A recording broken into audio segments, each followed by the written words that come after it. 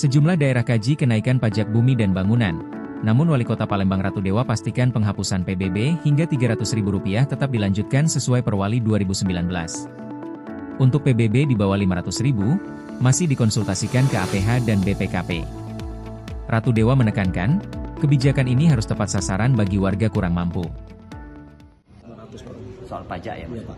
Pertama untuk pajak, saya minta kemarin kalau yang kaitan yang nilai 300 ya, kemarin sudah ada dikeluarkan juga kajian termasuk saya minta benar-benar dirapatkan dan dikonsultasikan dengan APH dan juga BPKP.